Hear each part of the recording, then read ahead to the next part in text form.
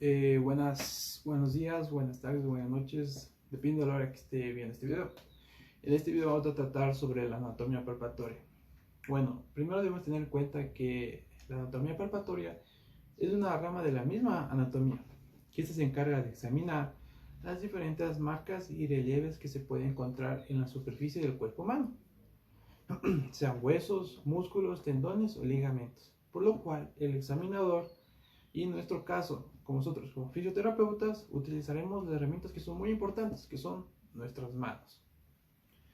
Este mecanismo de exploración a través del tacto nos dará una información más relevante de la ubicación de ciertas estructuras anatómicas, así como además datos muy importantes de la integridad de las mismas, que posteriormente nos servirá para la detención de distintas patologías, así como el tratamiento a seguir.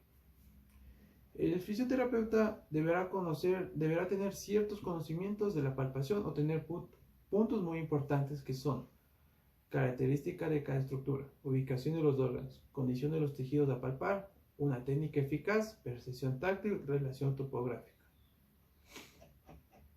Al momento que nosotros como fisioterapeutas realizamos la palpación a nuestro paciente, podemos encontrar diferentes hallazgos, que son hernias, lipomas, contracturas musculares, entre otros. Por lo cual es muy importante identificar cada uno de esos hallazgos a nuestro paciente. Por ejemplo, una hernia es un saco formado por un revestimiento de la cavidad abdominal. El saco pasa por a través de un agujero o área débil en la capa fuerte de la pared abdominal que rodea el músculo, denominado fascia. Podemos encontrar diferentes tipos de hernias y este depende de su ubicación. Puede ser femoral, umbilical o hernia quirúrgica. También encontramos diferentes hallazgos que son las contracturas musculares. ¿Qué es una contractura muscular? Una contractura muscular es, como su propio nombre lo indica, una contracción del músculo. Esta contracción del músculo o alguna de sus fibras es continua e voluntaria, provocando que el músculo esté en constante tensión. Es una lesión bastante común. No solo se puede encontrar en deportistas. Esta lesión no solo se encuentra en deportistas, que pueden impedir hacer gestos con normalidad y sin dolor. Por esta razón, es importante saber identificar la contractura muscular, diferenciarlas de otras lesiones y ponerlas en remedio e encontrar la manera de curarlas. Las contracturas musculares pueden distinguirse según su origen durante el esfuerzo. Tenemos durante el esfuerzo, que esta es mientras realizamos ejercicio físico. También encontramos posterior al esfuerzo. Este es cuando el músculo es incapaz de volver al estado de reposo. A veces ocurre que después del ejercicio intenso, si el músculo ha sido sometido a gran trabajo, no es capaz de volver al estado de relajación. Residuales, cuando hay una lesión grave, la musculatura que la rodea tiende a contraerse como protección. Esto hace que, aunque esté curada la lesión principal, los músculos de alrededor queden contracturados. También encontramos diferentes hallazgos que son los lipomas. ¿Qué es un lipoma? Un lipoma es un bulto de grasa de crecimiento lento que la mayoría de las veces se sitúa entre la piel y la capa muscular oculta. Un lipoma que se siente pastoso y por lo general no duele. Se mueve con facilidad al presionarlo ligeramente con nuestros dedos. A menudo los lipomas no se detectan en la edad adulta. Algunas personas pueden tener más de uno o dos lipomas. Uno de los datos más importantes son los síntomas que puede generar este lipoma. Los lipomas pueden formarse en cualquier parte del cuerpo, por lo general presentan las siguientes características. Se encuentran justo debajo de la piel. Suelen presentarse en el cuello, los hombros, la espalda, el abdomen, los brazos y los muslos. Son suaves, pastosos al tacto. También se mueven con facilidad cuando se ejerce una ligera presión con los dedos. Suelen ser pequeños. Los lipomas suelen medir más o menos 2 pulgadas, 5 centímetros de diámetro, pero pueden crecer. A veces son dolorosos. Los lipomas pueden ser dolorosos si crecen y ejercen presión sobre los nervios cercanos o si tienen muchos vasos sanguíneos. También tenemos en cuenta los puntos de gatillo. Es otro hallazgo que tenemos que tener en cuenta. Los puntos de gatillo son puntos de dolores que se concentran en una sola región y se lo identifica ya que al momento de la palpación esta zona de dolor es muy hipersensible. Para su localización el paciente debe estar completamente relajado, músculos aislados y con fibras musculares en posición neutral, ni acortadas ni estiradas, y mediante la palpación seguimos el trayecto del tejido que presenta dolor hasta encontrar una región de tacto tendinoso que presenta un claro aumento de la tensión. Se habrá encontrado el cordón muscular hipertónico dentro del cual debemos buscar el punto más sensible, que corresponde al punto de gatillo, y como respuesta a este dolor el paciente presentará un autorreflejo. Lo cual, otro hallazgo muy importante tener en cuenta son las bursitis. ¿Qué es una bursitis? La bursitis es un trastorno doloroso que afecta a las pequeñas bolsas rellenas de líquido. Estas son bolsas sinoviales que proporcionan amortiguamiento a los huesos, tendones y músculos alrededor de las articulaciones. La bursitis ocurre cuando estas bolsas se inflaman. La bursitis ocurre con más frecuencia en el hombro, el codo, la cadera, pero también ocurre alrededor de la rodilla, el talón y la base del dedo del gordo del pie. La bursitis muchas veces aparece en articulaciones que realizamos movimientos repetitivos de forma frecuente. Uno de los síntomas más importantes a tener en cuenta de la bursitis son el dolor, sentirse rígida, verse hinchada y enrojecida. Estos hallazgos son muy importantes al momento que nosotros como fisioterapeutas debemos realizar a nuestro paciente o podemos encontrar a nuestro paciente, ya que podemos tratar diferentes patologías y así o podemos evitarlas. El músculo elevador de la escápula. El músculo elevador de la escápula tiene su origen en los tubérculos posteriores de la apófisis transversal, de la 1 a la 4 vértebra cervical, y su inserción se encuentra en el ángulo superior de la escápula. Para su palpación o inspección, el fisioterapeuta o el examinador del paciente se localizará en sedestación. Procederemos a palpar el borde medial de la escápula en sentido superior para hasta localizar el ángulo superior de la escápula. Antes de eso solicitamos al paciente que realice una elevación de hombro oponiendo resistencia al movimiento. Finalmente palpamos el vientre del músculo.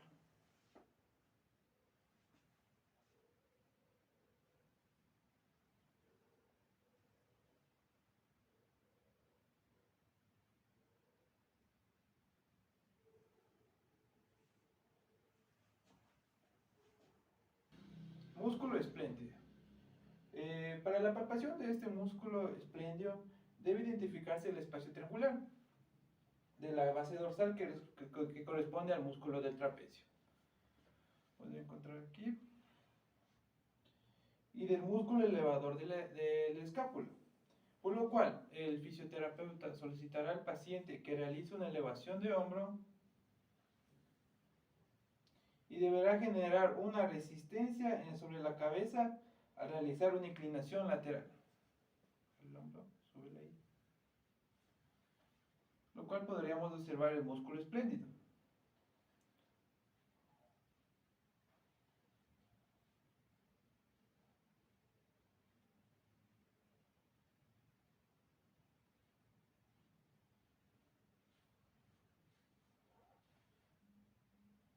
Hoy vamos a hacer la palpación de la arteria subclavia. Para la palpación de esta arteria subclavia, primero debemos localizar el músculo esternocleidomasteo, por lo cual el examinador, el fisioterapeuta, pedirá al paciente que realice una rotación de rotación al lado contrario del fisioterapeuta.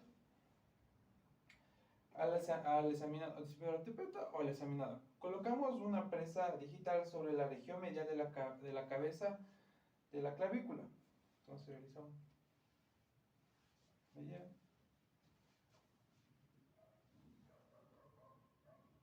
Y se podrá sentir el pulso en nuestros dedos, ya que este discurre detrás del músculo del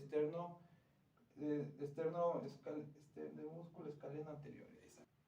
Para la palpación de la arteria carótida interna, el fisioterapeuta o el examinador, en la palpación de esta arteria, el examinador realizará por delante y dentro de la cabeza del músculo esternocleidomastoideo.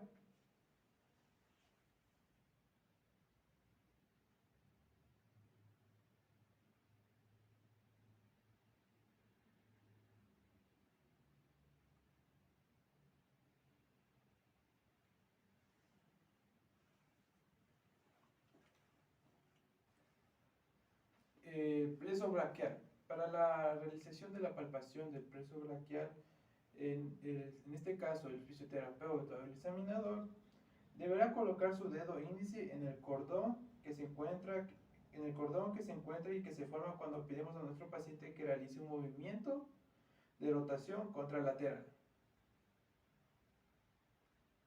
llevando así la extremidad superior hacia la extensión.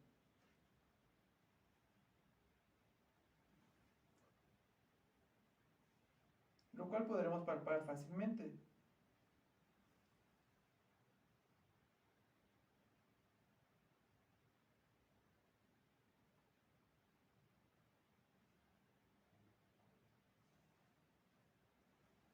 Para la palpación de la duodécima costilla, el fisioterapeuta o el examinador se le pedirá al paciente que se ponga de perfil. Es importante localizar la onceava costilla y simplemente descendemos hacia la cresta ilíaca y podemos palpar la doceava costilla.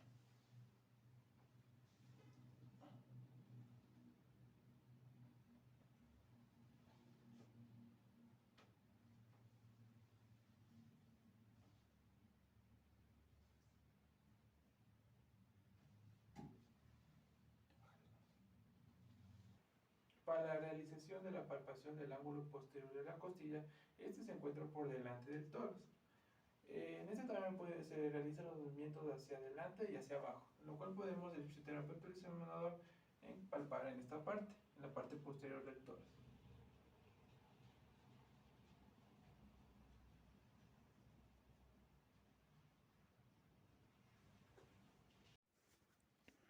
Músculos erectores de la columna. Estos están situados a los lados de la apófisis espinosa de las vértebras, en la parte posterior de las láminas del arco vertebral y de la apófisis transversa. Este músculo se extiende desde la región cervical hasta el sacro.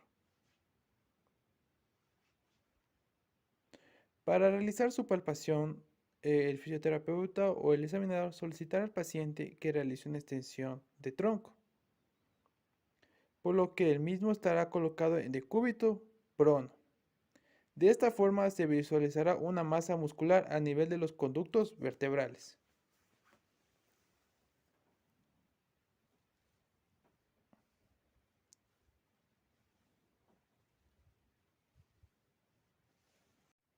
Palpación hepática.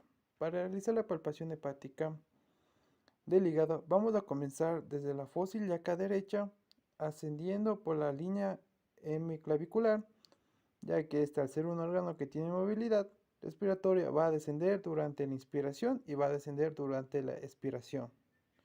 En la práctica se vería algo así. Comenzamos a realizar la palpación.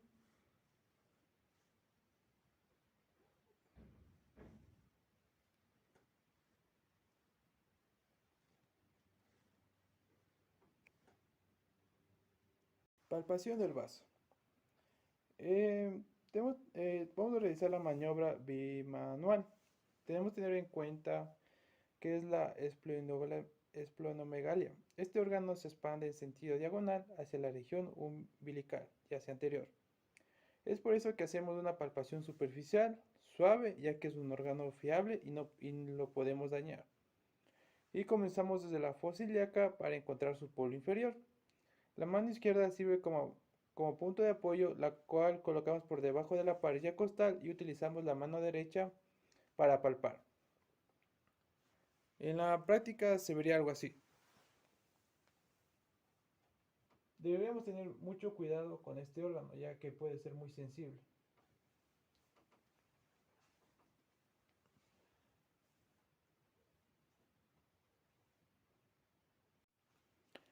Vamos a realizar la palpación del colon sigmoideo. Para la palpación, con las manos yustapuestas en la fosa ilíaca izquierda, colocamos los dedos de punta y palpamos con los pulpejos. Si lo palpamos, vamos a sentir como una soga que rueda por debajo de nuestros dedos. Esta palpación puede ser dolorosa dependiendo del paciente. En la práctica se vería algo así. Colocamos nuestros dedos en la punta y pulpamos con los pulgares. Como dije anteriormente, esta palpación puede ser dolorosa y también depende del paciente.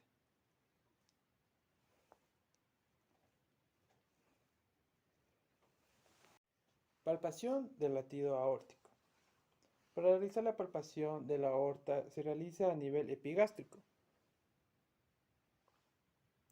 y un poco hacia la izquierda cuando son personas delgadas. Podemos palpar con los dedos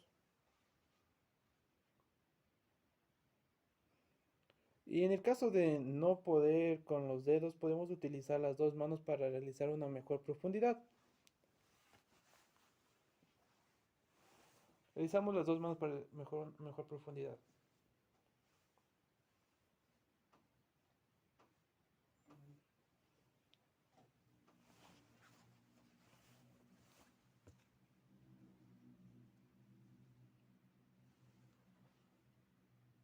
Normalmente debemos conocer el latido aórtico, ya que existe un aneurisma en la aorta, podemos palpar una tumoración que late y expande y que nos puede empujar con la mano.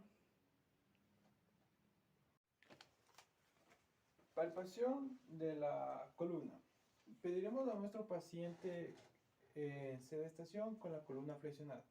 Para realizar esta palpación tendremos dos objetivos, en lo cual sería observar puntos de dolor en cada vértebra y observar contracciones. Para el primer objetivo vamos a observar puntos de dolor en cada vértebra. Entonces pedimos al paciente en sedestación y con la columna flexionada. Y con nuestros pulgares iremos palpando cada vértebra. Tener en cuenta que se podrá observar la vértebra en personas que son delgadas y en personas que son poco subidas de peso no se podrá observar bien.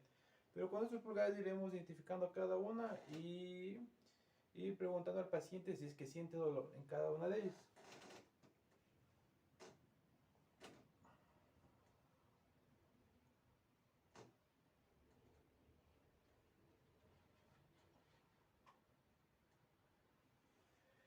Ya. Para el segundo objetivo de la palpación de la columna, pediremos a nuestro paciente en sedestación, pero en esta ocasión pediremos que esté relajado. Entonces, este objetivo va a encontrar contracciones musculares. Entonces iremos palpando poco a poco y preguntando al paciente si es que presenta dolor o no, ya que estas contracciones, como están rígidas, presentan dolor fácilmente. Dolor.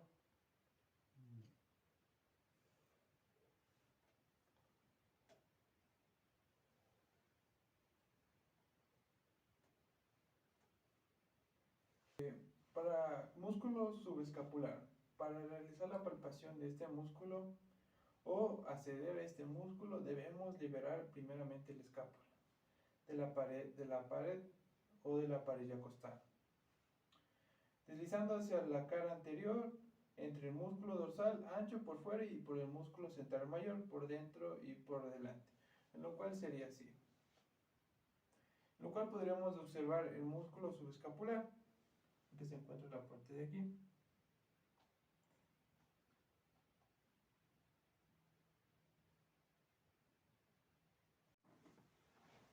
Músculo supraespinoso. Para la realización de este músculo o la palpación, solo es palpable por encima de la espina de la escápula o a través de las fibras musculares del trapecio.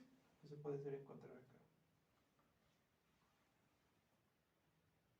En la fosa supraespinosa, el movimiento de aducción del brazo permite percibir mejor este músculo, ya que interviene como estabilizador. En la palpación sería algo así.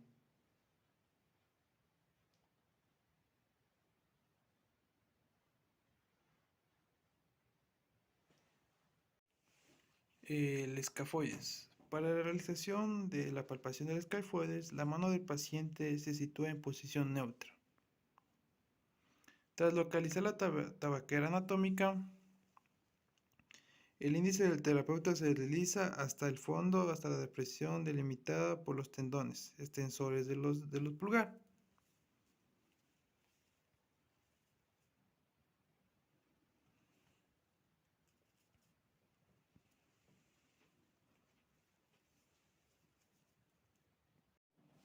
Escafoides en un abordaje global. Para el abordaje del escafoides se efectúa con una presa, con el pulgar el índice, que sería este, que incluye su cara palmar y lateral. Para la localización de la cara palmar y la cara lateral del escafoides, donde se situará el pulgar del terapeuta correspondiente al suelo de la tabaquera anatómica, lo que sería así.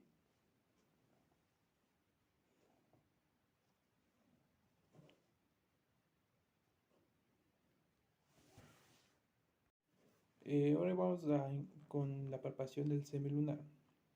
Para resaltar la palpación del semilunar es necesario solicitar al paciente una flexión de muñeca.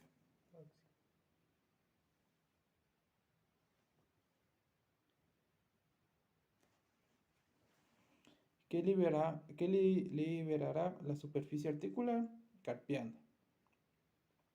que se situará en el extremo inferior del radio, lo cual sería el semilunar, esta parte en la cual palparemos.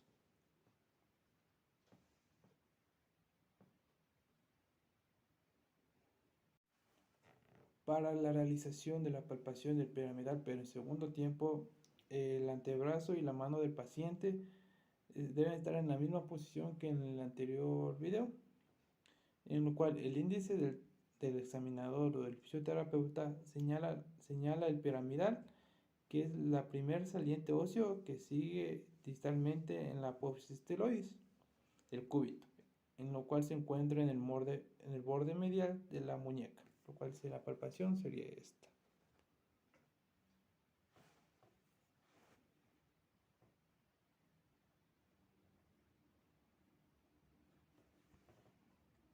La palpación de la cresta ilíaca nos situaremos delante del paciente y que se encuentre en bipedestación y colocamos nuestras manos alrededor de la cadera.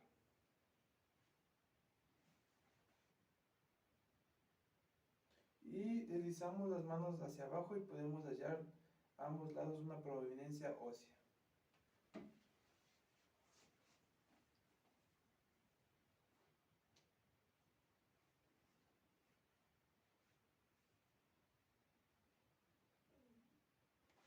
De la espina ilíaca posterior superior, el paciente se va a encontrar en el decúbito lateral con la articulación de la cadera y rodillas flexionadas a 90 grados. La estructura corresponde a la fosita más o menos visible en el individuo, que sería esta parte, situada en dirección a la articulación sacroiliaca.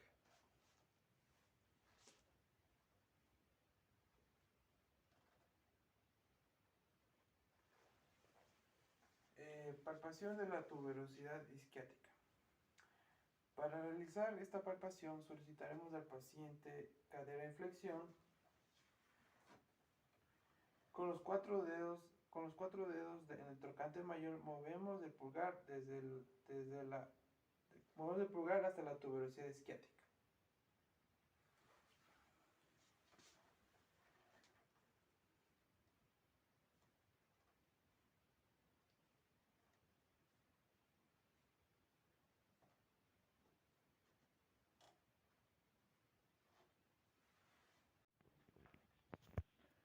O para la palpación de la interlínea articular o identificar la línea articular, colocamos nuestros pulgares en cada lado de la rótula y descendemos hasta sentir un espacio entre el vértice de la rótula y las mesetas tibiales medial y lateral, lo cual quedaría así en la palpación.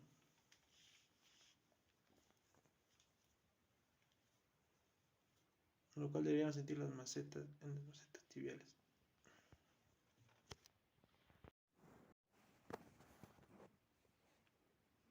Para la palpación de los cóndilos mediales laterales del fémur, colocamos, el fisioterapeuta examinador colocará los pulgares en ambos lados de la rodilla, a la altura de las interlíneas articulares, y posteriormente se realizará un apoyo caudocraneal, con las yemas de los pulgares en contacto con la cara inferior de los cóndilos del fémur. En la palpación se vería algo así.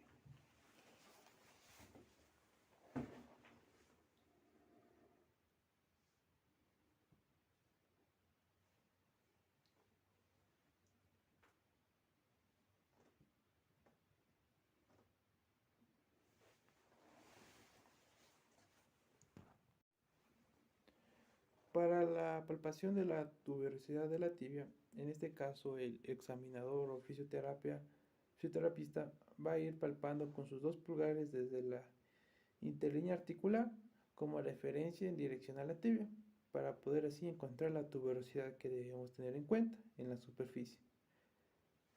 ¿Cuál en la palpación se vería algo así?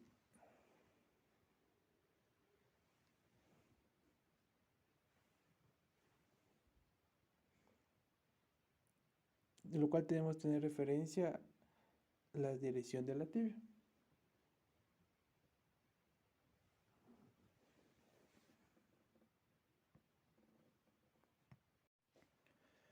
Para la palpación del calcáneo, el fisioterapeuta o el examinador con sus dedos sensitivos en forma de pinza, el examinador o el fisioterapeuta debería encontrar una estructura ósea donde podrá palpar sus bordes.